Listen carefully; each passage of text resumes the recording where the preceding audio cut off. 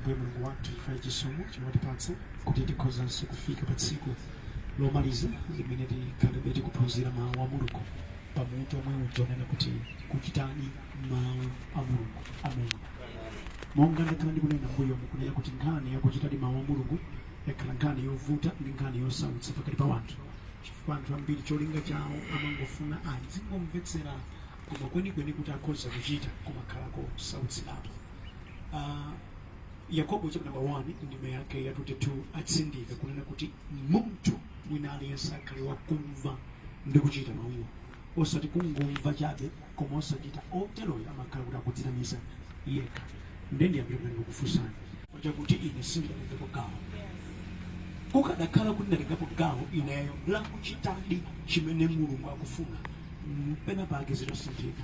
Ndipatse chitsanzo cha ine ngati mbusa. All along ndakhala ndikuona anthu ena amene mwina muutumiki wawo akhala mwina akudzipatsa ulemu kwambiri. And it was a struggle even with my soul. Now, pakuzindikira chimene chichi ndinkalakalaka kuti atumiki anzanga asadzikutire kwambiri kuti atsegule mpata kuti akhoza kuchesa ndi wina aliyense ngati munthu mofunikira. Ndiye pakulakalaka chimenechi chinali chongopembedzera, koma kuti ndikakhale ineyo katumikira ndimachita mantha ndi manyazi ndi zinthu zina. Ndeno kulimbikitsa kumene akona ndilimbikitsa nkuti chigoli chochokera kunja sawerengera. Ngati kufuna kusintha inewe ukaonetse kuti zikhozerani kuti zikhoza kuthera. Poti ndikamamasuka ndi cholinga chimene malakalaka chine chilika chija ndikhoza kuchitira. Chifukwa choti ndili responsibility lero ndimakwanitsa kuti icho ayi amwe ufuna kutivine ndi vileni chipalasi sikumwamba afuna kuti ndichitende. Hayi mtsogoleri indeka kukhala uku sizingatheke, koma kukhala kuno ndikhoza kuchita chifukwa nokuthekera tili nako. Amen. Zilipo zina zimene when you can come to our church mukapeza kuti apa pala sinthikalo poda kwanisa kuongoleka chifukwa na ineyo ndidasankha kuti ichi ndiongola chimene chichi chifukwa ndinako kuthekera kuna ngoti kuongola chimene. For example, imafika pa nthawi ku church yonena kuti no tikaphutsa mawu a Mulungu timakhala kuti funseni mafunso muchati chifu Sunday service chilongosoko funse anu tikuli apa bwana tikuli kulipo mansa pa zonse anthu akhoza kumva chenicheni ndi kumapita nacho. Zimenezi kwa kuti wina akenda amene akutitsogolera zingatheke sizingatheke. Amene akhoza kusintha ndi amene no iye watsimikiza kuti ine ndikufuna ndisinthe mu seko yanga ndichite chimenechi. Mukudziwa chana kondedwa ndimafuna lero lino pamene tikumaliza muchoke ku ganizo lomangoloza chala anthu ena ndikumanena kuti awawa ndi vuto pamene inunso mgawo lanu za Mulungu simulani kuti simukuchita. Blaming game sikuthandiza. Inuyo imvani malemba ndikuchita gawo lanu kusintha kuchitika. Mukudziwa chana kondedwa munthu amene akuchita mawu a Mulungu kumsinthika kwake kumakhala kwa iye komanso kwa anthu ena amene akumuzungulira. Mukudziwa munthu wina aliyense amene amukopera mtima nampatsa power ya influence. Musamadziyang'anire pansi mukamachita kena kalikonse ena amakhala no busy kwambiri. Mukupanga influence munthu wina wake pene pake patali mwinaso ambomera tungati inuyo patali kwambiri chifukwa inuyo amakuona kuti ndi mdalitsolake kwambiri patali. Then mukakhazikika kuti ine ndidzichita za mawu a Mulungu okutsatani uja mbuyo na Yesu amamba kutsala zikuti zomwezo. Sinonse mungalalikire ngati ineyo chifukwa mipingo yokulibe. Ine ndiye mbusa koma no inunso mukhoza kutumikira mwamagawo anu ndi level yanu monga mmene inunso mulire. Munthu wina aliyense ndimakhulupirira ali ndiyena kusana kwake namutsata.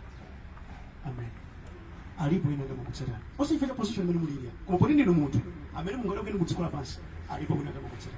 Therefore mutatenga ino mawu a Mulungu ndikumakhala ndikumachita mupanganso influence ena kuti atsate Mulungu maona mtima.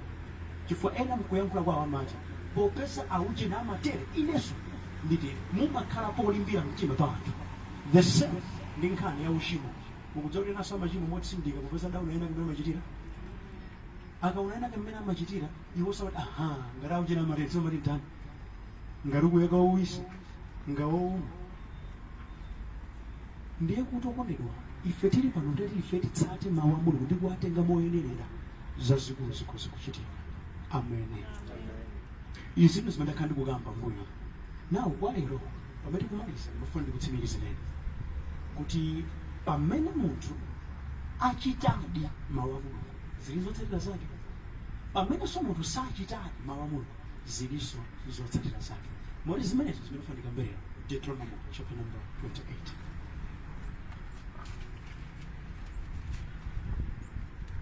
Popeza ndikankhani kotalikirapo kakuonetsa mbali zonse ziwiri, madalitso ndi matemberero, ndidzichita mokhala ngati ndikamaliza gawiri ndiwerenga sopena ndikhala ngati kupesa ndi gawo lina. Koma ndidzamba kuwerenga verse loyamba Deuteronomy chapter number 28 verse loyamba kutsika musi, ndikuwerenga mchichewa cha lero. Madalitso akumvera. Ngati mumvera Yehova Mulungu wanu ndi kutsatira mosamalitsa malamulo ake onse amene ndikupatsani lero lino, Yehova Mulungu wanu adzakukwezani pamwamba pa mitundu yonse ya pa dziko lapansi. Madalitso awa adzabwera kwa inu ndi kuyenda nanu ngati mumvera Yehova Mulungu wanu. Mudzadalitsika mzinda yanu ndi kudalitsika mdzikolo. Yehova adzadalitsa ana anu, zokolola za mdziko lanu, ng'ombe zanu pamodzi ndi ziweto zanu zonse. Dengu lanu ndi chiwaya chanu cha buledi zidzadalitsika. Mudzadalitsika pa kulowa kwanu ndi pa kutuluka kwanu. Yehova adzaonetsetsa kuti adani wanu amene adzakuwukirani agonjetsedwa pamaso panu. Iwo adzabwera kwa inu kuchokera mbali imodzi, koma adzakuthawani ku mbali zisanu ndi ziwiri. Yehova adzatumiza madalitso pa nkhokwe zanu ndi pa chilichonse chimene chikhudza. Yehova Mulungu wanu adzakudalitsa dziko limene akupatsani. Yehova Mulungu wanu adzachititsa kuti mukhale anthu ake opatulika, monga momwe analonjezera pa malumbiro ake, ngati musunga malamulo ake ndi kuyenda m'njira zake. Pamenepo anthu onse a dziko lapansi adzaona kuti mumadziwika ndi dzina la Yehova ndipo adzakumvani. Verse number 10. Amen. Akudimba, there is a struggle masiku ano. Kufuna cha madalitso, kufuna zokoma, ndi kulima chitidwera zinthu zambiri. Ndipereke aka kuti ndidalitsike, nchite ichi kuti ndidalitsike.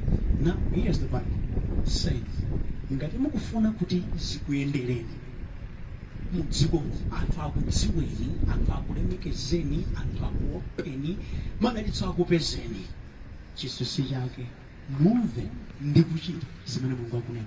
First of all, amen. Of course, pali zinthu zina zimene timatha kuphunzitsidwa mkumati mukapereka mudalitsika koposa kulandira, nzoonadi. Kunena kuti mukhale bwino ndi anthu ena, Yehova akudalitsani, nzoonadi. Limbikirani ntchito zikuyenderani, nzoonadi.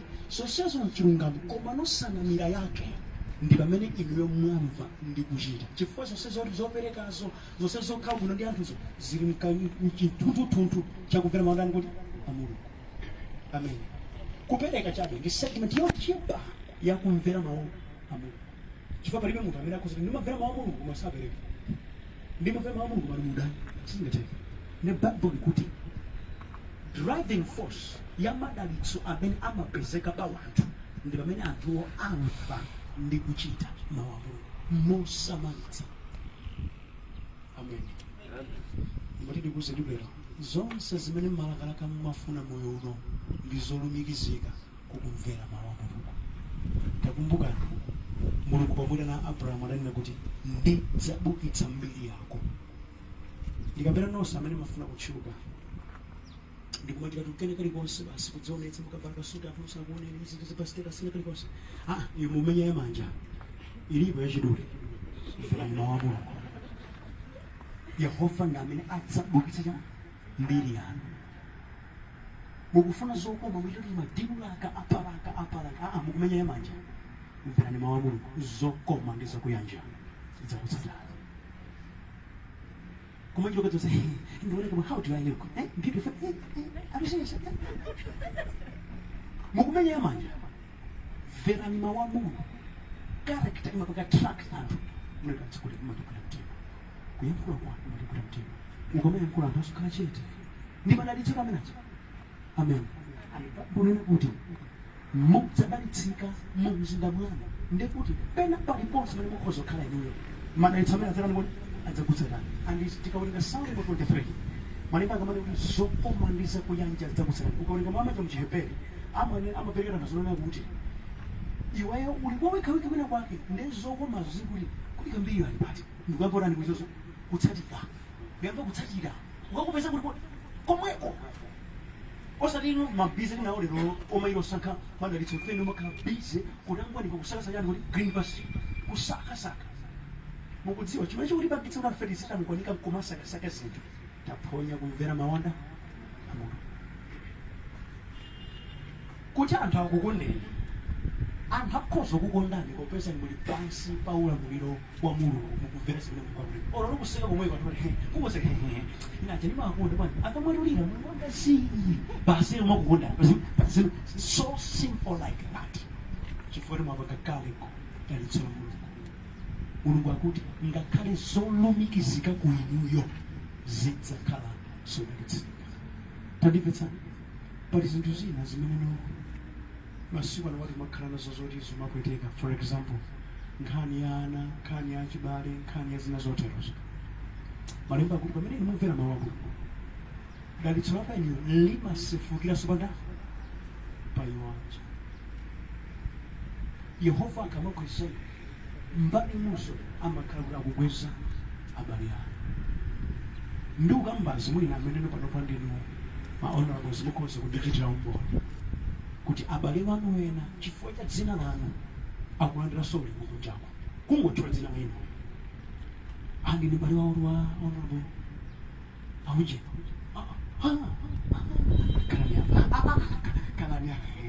kalani iyeyo suzukukhudza kuso kubona mntu zabwerako koma chifukwa choti mulungu akweza inuyo na yesu kumene ali kunja akunyena uzokoma za dzina lanu the same price lero ndino inuyo ndeno munthu wayipaze ndekuna kuchulika ndi bale wawo kuti wachani temeteka kapira kwa iwe ndiye mbava zicho zosina kutikira ndi kuti mulungu mukatsala chimene iye akufuna ndipo iye kumatira dalitso lake pa moyo wanu enanso apatala amadalitsika ndiyo zikundipula kuti makuti atikakhala zopikiramo zanu kumakhala zodalitsika chifukwa cha inuyo pene matichete kuti mumadziwa chana kwako munthu amene ali malemberero pakopake pali galu osawaiza kuti galu kwa malemberero chifukwa mkwiyo wa mtima wako makangofika kumenya galu osawako mmenya galu kuli mudaona apa anthu ena ake amene amati akamakhala chifukwa chakuipira kwa mtima nyerera zimodzera zokha iwo chifukwa kuti basi angali malemberero amakonda zakupula chana abasimakupula awo muti zochita zonsezi biza yawo aphaliyerere pansi ali mizeba zikungoonekera kuti ino palibe awenda moyo wa ZDP zabwino palibe koma wodalitsika ngakhale zopanga surround zimapanga ufiru madalitso amene aja amene olutu patati pachitike nkhani yoyipa kwambiri mmene angayipangire hando munthu amene amadziwa mulungu amene amva mawu a mulungu ndi amene angayipangire hando munthu amene sadziwa mulungu zikuitirana kuti zosiyana kankani yokwiya itekere time kuti wamuna nthawi yambiri mmati mkhokuya muda ngati munthu odziwa mawu a mulungu ena alimulipa papa ena kumudakwira kalekale ngakhale mwabwera pano mumva uthenga kumulidzi mikwiyo zambirize simukuti zosekera sa nkhope yanu mwina nkuteka ndi zaka zanu zosiyana ifa mpata oseka simumaupeza kawirikawiri muli ndi milandu yambiri mu mtima ndinu kapolo wa zochuluka zambiri kukwiya sidalitso andi kukwiya si chinthu chimene chikhoza kupatsani kuti mwana wa mulungu atenge ana muli ndi dzipinda dzina zolimba kwambiri zimene mpaka na lero simunatsegula mmati mukakhala phee mmatha kukondwera koma mukafika pa level manager mtima luma wawo kwamakhalizeka ndinu kapolo wa inu yanu wake tatsopano kuti mukudziwa mukudzizunza sidalitso limene odziwa mawu a mulungu akati ndakukhululukira amakamba choonadi funso kwanema mulibe milandu mu mtima mwanu tafunsa mulibe milandu mu mtima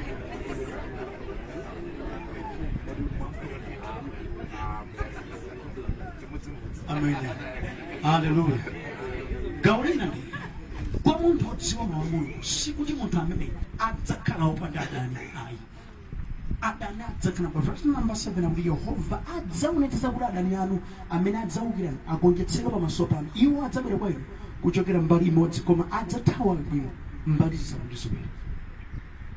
Sikuti pamene inuyo mukumvera mawu a Mulungu it means adani sapezeka. Adani adzapezeka ndithu. Chopezeka muchidziwa angoonetse kuti inuyo sindili munthu wamba. Okudana adzapezeka, okufunirani zoyipa adzapezeka. Ndikati ndikuwuze mudziko muno olo mungalimbikire bwanji ngati galu pa mzimba, okudana adzapezeka. Olo kuti mwa inu kugawa chuma chanu chonse adzana mauta zamchulukira. Zamtendidiyeni zamchulukira. Olo ungayesetse bwanji kudzichepetsa kwa mtundu wanji alipo wina wake sadzasamala zinamuchita. Andi moyo wanu ukamayenda ofuna kuti mulowe m'manda aliko. Nonse muli pano amene ndinokwatiwa ndimanika pena anutingawo amene amalakalaka kuti no pakhale gapo paja pano iwo akapanga filu gapo limene alipo, ndipo akungoyembekezera kwa iwo ngati chisomo atangoti wapalea atangoti angoyamba tikalowepo alipo ndithu every day. Ndemo ngaso mufanele kuti kankhane ngati kuwasema kuyakwiya amati koma kumva kuti ineyo sezingula unyumba basi Yehova nchimo webo limwe yamba raibatizitsa alipoja amene chimene amalakalaka pa moyo wanu ndi kuti muonetsoka moyo wanu usakhale moyo wabwino kuti iwo apeze mpata alipo. Ndadani ndithu akuluakulu okukukutirani mano teire alipo amene mukukamba kwawo konse akafika pa dzina lanu amatsironyera kwambiriza ndipo safara kuona andi bali kuyenjeza ndi muzisamalaso. That's why baba bali mukhala ochenjera ngati njoka ndona mtima ngati ifana namene alipo, ndipo adzaonetsetsa kuti amene ajawo chaphulikira ndipo akulira mayi wenwenu akulira misoso. Ndezi mamachita mulungu muzidziwa sali mulungu 33 madigwira mtima kuti amakwera ni gome kuona kuti zinthu zina musamapemphera kwambuye ndipo achoka amene mulodiya paize fana paize nidzipangeza iwo ali pali kuti adzitsonya zemizeni. Vuto ndi kwa munthu amene sadza kuti mulungu amachita bwanji attention yake amapatsa gani kuti malungutsa mulungu mistake. Ngati inu mukudziwa kuti mukuchita mawu a mulungu ndipo muli pa line yabwino ndi mulungu adani akapezeka chidwi chanu chisakhale pa adaniwo, chidwi chanu chikhale mulungu. Chifukwa mulungu amadzipangisa nali kuti zaiwo amene akayesetsa kachenyaka kaumva demo tsocha zikamakanika zambiri pa moyo wawo adzamba kuti nzewe mumadama ndikufiti ndichochokhwina ndemo kaleso dela kugati nemo maona kuda kumwabide ndio fiti wamene ndimene zimachitikira. Koma ayi ndithu amene akumenya nkhondo ndi ambuye andizilipo zina Yehova safuna kuti tizidziwe amangozimenyera mkatikati mwake yesoiti musamade nkhawa ngati inuyo mukumvera mawu a Mulungu. Ndipo kwa omvera mawu a Mulungu Yehova amaweka pa mtima pake ndipo amaonetsetsa kuti asaoneke. Amaonetsetsa asaoneke. Andizina mudziwa chana kondedwa kama sinamuna Mulungu amangokukutseni ulesi lero uli angokolesi ndikweni uli ndituluke inde kudzadamdzira chira pena pakuti mbwereke inu mwadutsa kuti mufike ndi moyo mpaka napapa ndi chisomo cha Yehova ndipo Mulungu wabwera ntchito yaikulu zero maso pano limene liso lidalitso. Ameni. Tamvani Baibulo kuti Yehova adzatumiza madalitso pa nkhokwe zanu ndi pa chilichonse chimene mudzachikhudza. Nkana pano mukhalira mofesa kuti padalitso kuti ukachituma chituma kufa bwino Yehova amene akumenya kondo kani yake chiyani mukumvera mawu mukakhala busy ndi Mulungu mulunguso adzakhala busy ndi inu. Tamvetsa akuti Yehova adzapangitsa kuti inuyo mukhale so special, mukhale munthu wopatulika, ndipo pamenepo anthu onse a dziko lapansi adzaona kuti mumadziwika ndi dzina la Yehova ndipo adzakuopani. Amene amadziwika ndi dzina la Yehova ndi amene amachita za Yehovayo. Mukudziwa chana kondedwa muno mdziko la Malawi ndife anthu azikhulupiriro ndi zodalira zosiyana. Ndikanafunsa ini kuti mudapeza ntchito podalira chiyani. Onse amene amakhala kuno akhoza kukhala ndi mayankho osiyanasiyana. Alipo ena atama magaleta, ena atama mbava, komanso ena atama dzina la Yehova. Inu wene mukhoza kuti ineyo ndikuyamika Mulungu sindinafika pano ndaliona dzina la Yehova wina uri kumapanga sinanga wakuti simasala ameneyo ndikawawa chipanda iye sinkadabwera kale mota amene munthu akatundu akatundu ali mufuna zikuendereso tikukoza kutengera mkoni kumenewo alipo otero zikutengera kuti iweyo ukutsata ziti tsono kwa ina amene mwadzikadeka kutsata Yehova khulupirirani kuti Yehova amene ali ndi kuthekera kokweza dzina lako Yehova amene ali ndi kuthekera kotsegula makomo ena amene simumaganizako Yehova amene ali ndi kuthekera kochita zimene inu simungaganize. For example, aliyense amene kumene wachokera mudali ndani kale ino nthawi imene ija lero ndinu pamene mulilete ambuyatsira mekesiyaka dziko kuma kudalirani lero takumbuka nimuvala kabudula kusuku moti kumudziona kuchako kuli munthu wolemekeseka kumeneko dzanja la Yehova simukuliona akadapanda kukhala thandizo lanu Yehova mukadafikapo ndingati Yehova amene adakuchotsani kuja angalephere kusunga moyo wanu kodi angalephere kukuvungani patsogolo kuti dziko likudziweni angalephere kupanga moyo wanu kupitiriza mukudziwa kana pali wanu chifukwa chakusadziwa mawu a Mulungu nthawi zambiri ife timadandaula ndizochepa koma lero ndikupatseni khulu ngati mumamvera mawu a Mulungu muzimkumbutsa Mulungu mawu ake ambuye ndimakumverani kuyankhula kwanga likhale bomba lakukuza zinthu m'dziko la Malawi ambuye ndimakumverani machitidwe anga akhale injini yopangitsa zambiri zichitike m'dziko ambuye ndimakumverani kudzera moyo wanga mwandipatsa ndisadachoke m'dziko lino china chake chikuchichitike mkulemerera dzina lanu ukondera mukamayenda moyo ngati mmene ndikuwuzani madalitso a Yehova sadzakuchokerani nawo Mulungu akamadalitsa anthu olerewa dziko silivomereza dziko silira limanena mawu ndinu asataniki limanena mawu ndinu munthu woramba chifukwa zambiri zimene anthu akuchita makamaka magawo ngati akuno adapanga associate satana. For example, mwina nkani ya politics amakazira kuna aliyense muramba wasatana yonse kugwira ntchito yotsokolera dziko ndi uramba ngati umukoneka mabuku musipeza koma kuti zimafuna kuti wozichitayo achita makhulupiriro ndipo achite molingana ndi maonani kuti amulungu ndizofunika kwambiri monena kuti mudzione ngati munthu amene Mulungu akhoza kugwiritsa ntchito ndipo mukakhala mokhulupirika madalitso ake sadzachoka pa inu. Amen. Ndikuyimaliza gawo la madalitso oyamba ndimaliza motere gawo limenelo mukufuna kuti mukadzati mwachoka mudziko lapansi lino anthu adzakambe chiyanizo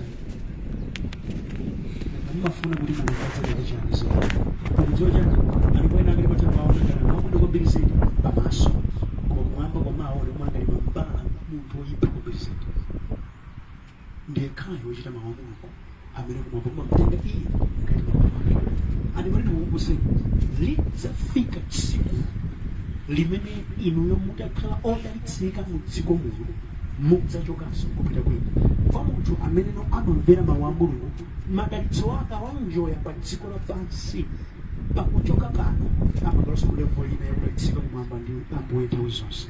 Amen. Chimene chikha cholakalaka chake ndikudziwa ndikuyakula ndi wanthu amene akhoza ndi nkhawa zakutsogolo kwa munthu amene ali ndi Yehova molimbika mtima sakhala ndi nkhawa chifukwa amadziwa Yehova ndiye m'busa wanga ine ndilibe kusowa pamene wasowa choyankhula Yehova amayika mawu amphamvu mkamwa mwake pamene iye wapsinjika amamva mkati mwake Yehova akumulimbikitsa usayiwale ndili nawe limodzi mpaka na chimaliziro ngakhale mdima ungakungane Yehova amakhala thandizo. Amen. Maishi kumvera mawu a Mulungu sikubetsa koma kutsegula gate la madalitso ochuluka kutsegula gate la ubale ndi ubwezi ndi Mulungu. Amen. Now kwa munthu amene wasankha kusachita malemba akuti chiyani? Verse number 15. Matemberero akusamvera amandigwira mtima ndiwereka madumpha koma ngandifike mchimene kapena ndikhoza kulenga machako. Verse number 15. Koma ngati simumvera Yehova Mulungu wanu ndi kutsata malitsa malamulo ake ndi malangizo ake onse amene ndikupatsani lero lino matemberero awa adzabwera pa inu ndi kukugonjetsani mudzatembereredwa mu mzinda ndi kutembereredwa mudzi. Dengu lanu ndi chiwaya chanu cha buledi chidzatembereredwa. Zipatso za m'mimba mwanu zidzatembereredwa. Ndiponso zomera za m'dziko lanu, ana ang'ombe zanu ndi ana ankhosa zanu adzatembereredwa. Mudzatembereredwa pa kulowa kwanu ndi pakutuluka kwanu. Yehova adzakutumizirani matemberero, chisokonezo, minyozo pa chilichonse chimene mudzachita mpaka na mudzaonongedwa ndi kukhala bwinja mofulumira chifukwa cha zoyipa zimene mwazichita pa kumutaya Yehova. Yehova adzagwetsani miliri wa matenda mpaka na atakuonongani m'dziko limene mukulowa kukalitengali. Yehova adzakukanthani ndi nthenda yowondetsa ya malungo ndi ya zotupatupa ndi kutentha kwakukulu ndi chilala ndi chiswikwi ndi chiwawu zimene zidzakusautsani mpaka na mutaonongeka. Mitambo ya pamutu panu idzauma ngati mkuwa ndipo sidzagwetsa mvula mpaka nthaka yanu idzauma gwa ngati chitsulo. M'malo mwa mvula Yehova adzakupatsani fumbi ndi doti ndipo lidzakugwerani kuchokera kumwamba mpaka mutaonongeka. Nkhani Yehova adzalola kuti adani anu akugonjetseni. Mudzadzera njira imodzi pa ukalimbana ndi adani anu, koma pothawa mudzabalalika mbali zisanu ndi ziwiri. Mudzakhala chinthu chochititsa mantha pakati pa mafumu onse a dziko lapansi. Mitembo yanu idzadyedwa ndi mbalame zamlengalenga ndi nyama zakutchire, ndipo palibe amene adzayingitsa. Ndingodumbu fika pa namba 30 limene limandipetsa chisoni kwa iwo amene munasadakwatiwe kapena akuvulika ndi magawo amabanja kamba kamatemberero. Mudzachita chinkhoswe ndi mkazi, koma wina adzakulandani ndi kumukwatira.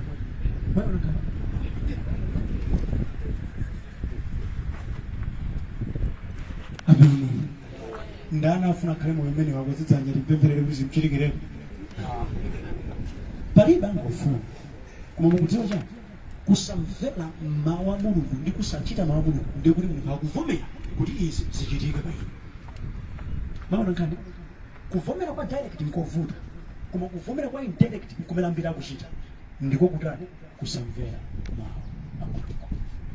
And izi zambiri zikuwachitikira akuyesayesa mu zambiri, ndipo anthu oterewa amakhala kuthekera ali nako kundidwa zero ali nazo, machidwe ambiri ali nazo, koma popeza sakuzichita monga mawu a Mulungu zikuvuta. Tamvani malemba akuti mudzakhala chitonzo. Chifukwa mwina pa kusamvera mawu a Mulungu munthu amadzenga ndiwe dolo, koma Yehova amasandutsa dolo wako kukhala chitonzo ndi zamanyazi. Tamvani akuti mudzaonongeka mofulumira. Ukudziwa ineyo nthawi zambiri ndimakonda kumva chisoni ndi magololeza amene amachitika makanthawi kochepa. Of late life akadiscover kuti no ambiri mwina munthawi yawo ya golole sapanga realize kuti ndani amene akupatsa golole imene mwaicha amachita mosamani mawu a Mulungu. Therefore Mulungu amaphwanya golole yawo kuima pansi mofulumira. Ino zinthu akuti ana wana adzatembereredwa, zokira zanu adzatembereredwa, dziko lanu lidzatembereredwa. Okwera kusamvera mawu a Mulungu kumaononga zambiri kudziko, moyo mwathu ndi tsogolo lathu. Akuti mvula sidzafuna, mapero wake vumbi ndi doti lidzakhala pakati pathu. Ndeno kena kalikonse kakati kaonongedwa ndipo onongayo nkukhala Mulungu mulimba. Murafuna ononga zanu kaleja uli mulimba. Amusaoga amusa muna isa sama sana ononga akaleja uli mulimba. Chifukwa Yehova akatiwakana wanani kuti andi feri maferi rizikaliza limba kwambiri zene fetipali hayi kufuna kwa mbuye kurani kwa kuchitike tinayesa takusala kuja umasasi kuyenda Yehova monga mufuna kwa kita nafeso mkumana alipo mpambiri akuyesetsa zambiri wazuka nyika ndicho chifukwa kumwamba ukati ai mukudziwa chana kwa kedu zeru ya satana kama moyo mlangali ogoma kuma ima kampangitsa munthu kuti akafika pa mlingo umene wakusachira zimene ngwarati kuti akufuna.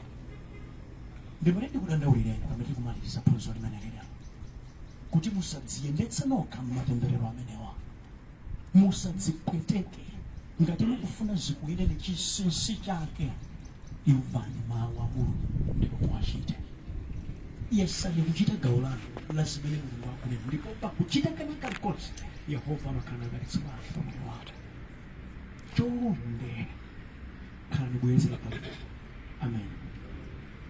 Iboneze kufunsa kuyamba mmene tinamba kuphunzitsa mpaka na pano kuwerenga ngopaibulo noka kupita mungomvewe nazomveka za baibulo saka makamba zomveka ndithu kumene palibe imuchitapo baibulo likuti kwa munthu amene akhosoka kumva koma osachita bwanji khale habit ya moyo wako kuti mutsiku lililonse werengako chakulemeza kuvutitsitsani vesi limodzi werengani ndi kulilingalira moyo wanu zikuthandizani pemphera mkoni kuyankhula ndi mumathawe koma kupemphera ayi okuti pene malindikapena mchonde pewani matemberero awo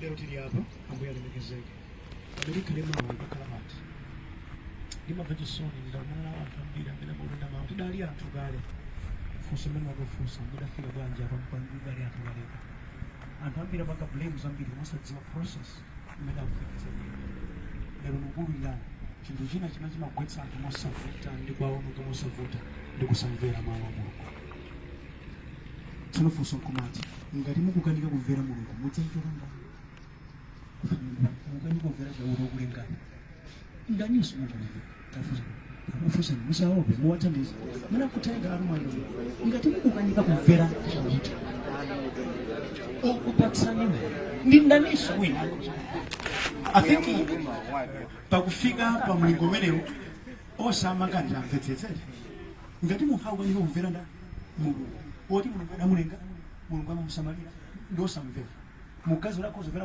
odwa chifinezake sizingateka. That's why amaona palibe kena kalikosi ngati akuchita makani ndi Yehova kuli bwanji. That's why mulungu amati okay uchita makani ndine ndi uone ndi kupweteka ndi kumaliza motere. Palibe munthu amene adalimbana ndi mulungu yende kuwina sizingateka. Number 2, zake za mulungu sizisintha akufuna inuyo ndi amene mutsatire. Mulungu sadzasintha zake alikulemekeza inu ayi inuyo ndi olengedwa mudalipo kamwe mudalimba mulungu ati ndilenge munthu ineyo uyuyu andi adakupatsani ndi chisomo adakafuna kumufere mchikuta mukadafa kombirize koma adakusunga ndifo adakukondani nde inuyo chimene mungabwise kwa Yehova palibenso china choposa kumvera zimene yorani kuti wanena kuti maganizo a Yehova aja ateke moyo wanu. Ndimati ndikuze mutasankha ndi kuvomera kumvera zimene mulungu wanena pamoyo wanu mudzapita kutali kwambiri. Kusamvera mulungu kumatsekereza zina zimene mukulikonzera moyo wathu. Always mukusamvera mulungu amangodzipweteka yekha koma mutavomereza zikhoza kuyenda. For example kani yone uri kusamvera mawu mulungu akhala malembero dachita zinthu koma wandi kumtandaso wakazi patizero akuchira chinthu ni mkazi wina adzamutenda ndakatambula kwakusapemphera mtsogoleni wachita alulu amene ulayi ati pempherera ndikuona mzimu wina wake wachibwanya zona umpempherera akapeso winaso kunjira chinkhoso inopakapaka chinkhoso chamakati mukamuonetsa kwa anthu enero kenaso lake kangenge wina abweranso alengaso ndiye umakhawu kangosokola upatsa zako kusokola upatsa zako ndimene pamwe kunena anichowawa chinthu chakuti kadiganiza okasokola okhala ine okalenga okhala ine pali Yesu umene uthenga tingamuuze munthu ameneyi ngoti chake kuti amve bwino kuti pali chiwanda china chake chimene ndikuchiona umene Bible kuti yani malemberero chifasudadala kuti sunamvere simple just ingoyamba kumva ndi kuchita zirani kuti zali mayako ena ambiri moyo mwathu ndiye pa benefit ayamba kumva ndikuti andikuti kuchita ndikupanga challenge pamene ndikufanira kupempherereni kunena kuti mukasankha ndikuvomera kumva ndikuchita zimene Bible likunena zina ziyamba kusintha moyo mwanu zosafunika sukupempherera. Yehova yekha atsegula makomo yekha akupatsani zambiri yekha akupatsani mtendere wa mtima. Amen. Atsegwire nkhondo zanu inu muli chete. Yehova adzakukomani mtima mudzapeza chisomo pamaso pa Mulungu komanso pamaso pa wanthu. Kumwamba mwapaka maprogramu zake okweza ine dzina lanu silidzachoka chifukwa mukupanga za Iyeyo. sankhani bwanji kumvera mawu a Mulungu ndi mwachitadi kuti mukhale osamanitsa ndi ochita bwino mdziko lino. Uthenga umene munandipatsa odza kupatsani kuno ku Parliament masiku wonse anayi ndi umenewo. Kwanga ndamaliza kwatsala ndi kwanu. Funso nkumati analolera Mulungu kukamba za topic imene mudzifunsa bwanji inu simudadwale kuti musamvere izi mwamvera nawo ndikuti Mulungu wakudalirani kuti mutamva zimenezi ndikuyamba kuzichita inuyo zikhoza kukhala zabwino. Ndipo china chake chachikulu kudzera mu uthenga ngati umene chibadwa mmoyo mwanu kunena kwina Yehova kukondani koma kudikira chimodzi muchite mumve ndi kuchita. Ali wothokoza, ali woyenerera, ali wopambana